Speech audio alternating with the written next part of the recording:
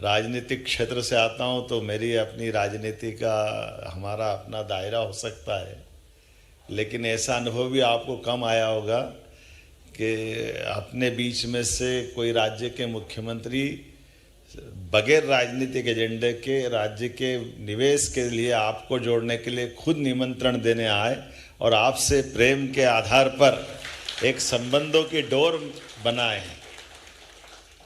मैं अपने विभागों के सारे अधिकारियों का भी अभिनंदन करता हूं और ये खुले मन से स्वीकार भी करता हूं कि यशस्वी प्रधानमंत्री का ये जो शासन का समय चल रहा है, मैं तो क्या आप सब जानते और आप तो क्या दुनिया जानती है।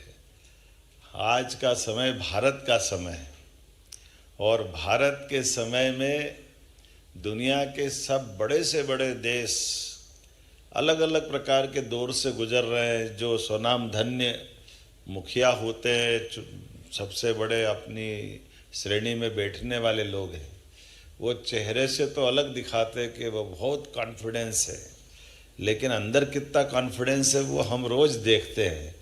हमारा भारत का बढ़ता हुआ सैटेलाइट की गति से चलने वाला एक अलग दौर चल रहा है। माननीय मोदी जी के नेतृत्व में देश ने जिस प्रकार से सभी क्षेत्रों को समेटते हुए देश की जो एक नई प्रकार की आभा बनाई है, नया प्रकार का चित्र बनाया है, जिसमें कई सारे मिथक तोड़ दिए। अतीत के काल के भारतीय मतलब समय का पालन नहीं करेंगे, भारतीय मतलब प्रोग्रेसिव होने के बजाय पीछे की लाइन से नंबर आता है, भारतीय पता नहीं कितने प्रकार के जो हमारे मन में और सारी बातें चलती। अब तो कितना अच्छा लगता कि रेल भी हम निर्यात करने के लिए तैयार हो गए। ये हमारा बदलता दौर है। रेल से लगा करके हर क्षेत्र के अंदर कितने प्रकार के निवेश के, डिफेंस में इतना बड़ा निवेश कोई सोच सकता है क्या? और डिफेंस की टेक्नोलॉजी के लिए मैं अपने प्रदेश की भी तारीफ करना चाहूँगा और माननीय प्रधानमंत्री जी की भी तारीफ करना चाहूँ। हमारी निवेश की पॉलिसियों के बलबूते पर हमारे यहाँ रेल कोच बनाने के लिए भी कौन आया राघवेंद्र जी, है ना? तो ये अब आप बताओ, रेल कोच बनाने के लिए 1800 करोड़ की फैक्ट्री मध्य प्रदेश में लगा रहा है, यहाँ से चल करके हमारे पास आ रहा है। BML ने बड़ा प्रोजेक्ट मानी राजनाथ सिंह जी के माध्यम से। आमतौर पर डिफेंस वाले रेल से संबंध कैसे रखेंगे, लेकिन ये जो नया दौर है, हर एक को काम करने की छूट, हर एक क्षेत्र में आगे बढ़ने की संभावना। तो आज हम जब आपसे बात कर रहे हैं तो मैं अभी हमारे महेश कोहली जी से कह ही रहा था कि हाइड्रा पंप स्टोरेज का जो प्रोजेक्ट है, मैं वैसे ही बात कर रहा था। उनने इंग्लैंड की नौकरी छोड़ करके भारत आए, भारत से अपनी यात्रा प्रारंभ की और उनने कहा था अभी तक हमारा सबसे बड़ा पंप हाइड्रो का एनर्जी का प्रोजेक्ट अभी हमारा कहाँ है? नहीं, अभी कहाँ चल रहा है? आंध्रा में चल रहा है। और इसको बनाने में कितना साल लगा था? 4 साल लगा था। और जो नीमच में बना रहा है वो इससे बड़ा भी है, और ये विदेश में बनता तो 8-10 साल लगते। ये 2 साल में मध्य प्रदेश में बना रहा है, ये इतना में पर्याप्त हो जाएगा। और ये मैं आपको इसलिए कह रहा हूँ कि इससे जुड़ी हुई एक बड़ी जोरदार रोचक बात भी बताता हूँ। कभी कभी क्या होता कि पॉलिसियाँ तो लिखी होगी चाहे जो, ये भी है छूट देंगे, वो भी बात करेंगे। बिल्कुल सही कहा। मैं आपका सुधाकर आप हमारे माननीय जयदेव जी का धन्यवाद देना चाहूँगा कि आपने जो जो बात कही बिल्कुल सही बात है। ये तो हमने सारी बातों को करने के लिए अपने पावर सारे अधिकारियों को दे के रखे ही हैं कि आखिर हमने कोई कमिटमेंट किया है तो कमिटमेंट को तुरंत पूरा कराना चाहिए। लेकिन वो तो लिखित में है, उसको करना है तो वो उनके दायरे में करेंगे। अब जो बगैर लिखा हुआ वो कैसे होना चाहिए? तो जैसे इनका विषय आया तो इन्होंने कहा कि हम इस पर और तेज़ी से काम कर सकते हैं। तो पंप हाइड्रा के लिए, जो पंप स्टोरेज के लिए जो नीचे चंबल का पानी है, वो राजस्थान सरकार और मध्य प्रदेश दोनों के बीच का डैम है और ये पानी निकल करके मध्य प्रदेश से सीधा राजस्थान में जाता है। तो राजस्थान वाले पानी को हाथ नहीं लगाने देते हैं, क्योंकि वो पानी का विषय तो ऐसे ही रहता है। तो गर्मी के दिन में पानी निकाल देंगे तो बाद में फिर कष्ट आ जाएगा। तो इन्होंने कहा अगर वो पानी निकाल नहीं देंगे तो हमारा नीचे का प्रोजेक्ट कैसे बनेगा? इनने भी बड़ा अच्छा टेक्नोलॉजी लगाई। आमतौर पे पंप स्टोरेज में दोनों तरफ टैंक चाहिए। ये हैदराबाद से है तो और अच्छा, हमको मैंने पहले ही तारीफ कर दी हैदराबाद के लोगों की। उन्होंने कहा यार ऊपर नीचे डैम बना हुआ, ऊपर ही तो टैंक बनाओ, नीचे डालो ऊपर निकालो, क्या फ़र्क पड़ता, दो क्यों बनाओ, एक ही बना लो। इनने और अच्छी टेक्नोलॉजी लगा दी। तो जो बड़े बड़े डैम हमारे हैं नीचे के, तो मैंने ऐसे मित्रता के बस मेरे राजस्थान के माननीय मुख्यमंत्री भजन लाल जी से मेरे बहुत अच्छे संबंध है। ये केवल इसलिए बता रहा हूँ कि माननीय मोदी जी के नेतृत्व में कितने बड़े बड़े काम हो रहे हैं। हमारी सबकी राज्यों की भावना भी बदल गई कि आखिर राजस्थान, मध्य प्रदेश, उत्तर प्रदेश जैसे कर्नाटक, तमिलनाडु, आंध्र, ये भाई भाई तो है। हमारे पास पानी बहुत है मध्य प्रदेश के पास, तो मध्य प्रदेश का पानी राजस्थान में जाए तो 20-25 साल से मुकदमा चल रहा था। पार्वती, काली सिंह, चंबल का, इधर का पानी ज़्यादा क्यों ले ले, कम क्यों ले ले, इसी बात का झगड़ा। हमारी सरकार बनी, उनकी सरकार बनी संयोग से, तो हमने उन्होंने मिलकर तय कर दिया कि 5% वो ज़्यादा पानी ले रहे, तो हमने कहा दे दें दो, वो कौन से पाकिस्तान वाले, अपने ही तो है, तो पानी तो देना है, हमको क्या फ़र्क पड़ रहा है। मध्य प्रदेश तो नदियों का मायका है, 250 से ज़्यादा नदियाँ हैं, लेकिन पता नहीं क्या ये लोकतंत्र की एक लीला होती कि वहाँ कांग्रेस की पार्टी थी या हमारी पार्टी थी, तो इस झगड़े में मालूम पड़ा 20-25 साल तक पूरा राजस्थान, हमारे यहाँ तो पानी की फिर भी पर्याप्त उपलब्धता, लेकिन वहाँ के 15-17 जिलों में बहुत भयंकर स्थिति थी।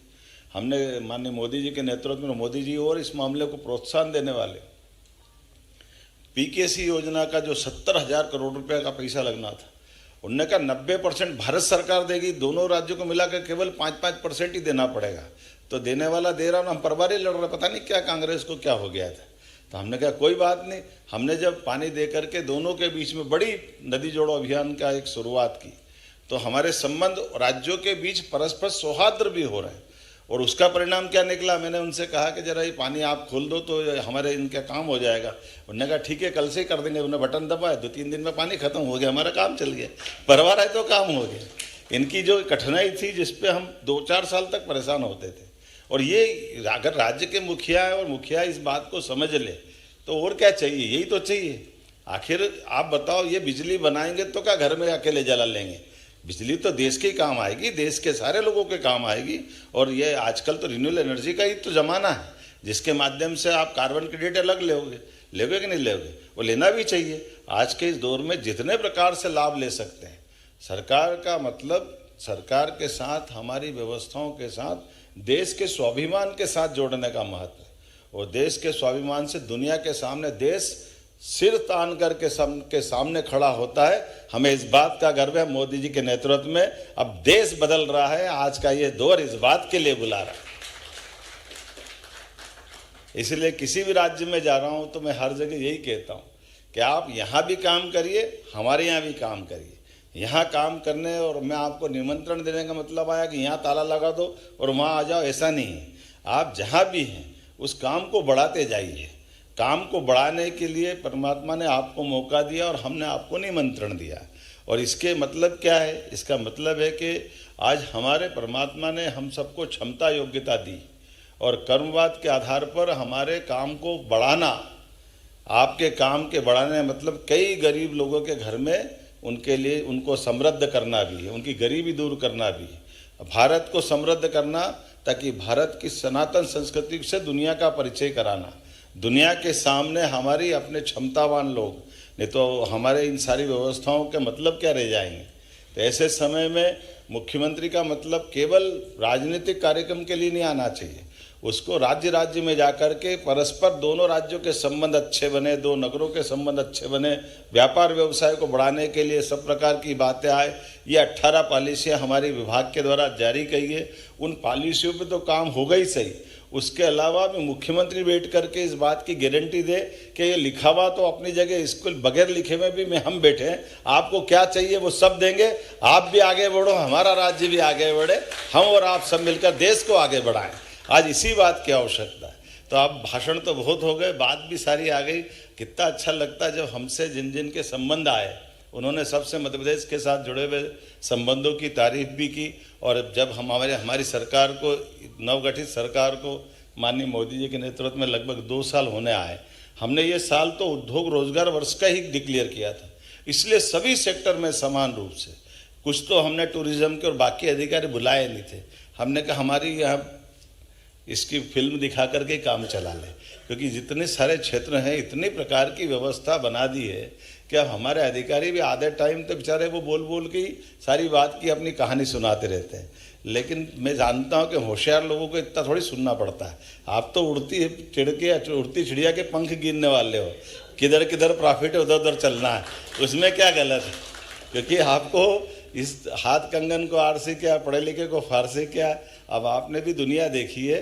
तो मैं तो केवल आपसे इतना ही कहने आया हूँ कि यहाँ के लोग जब मोती पहचान लेते तो आदमी तो पहचान ही लेते होंगे, इसमें क्या दिक्कत है।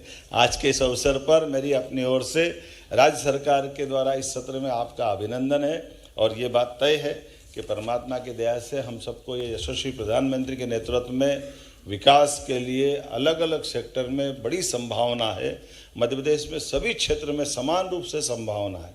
आप जिस क्षेत्र में काम कर रहे हो उसमें भी करें, आपके परिवार के अंदर और संभावना मिल रही, मित्रों के अंदर संभावना मिल रही, उनको जोड़ करके भी सभी सेक्टर में सभी सरकार की व्यवस्थाओं के लिए मध्य प्रदेश सरकार आपका पलक पावड़े बिछा करके स्वागत करती है। एक बार फिर यहाँ के राज्य के लिए भी और वहाँ के लिए भी दोनों प्रकार से मेरी शुभकामना, बधाई।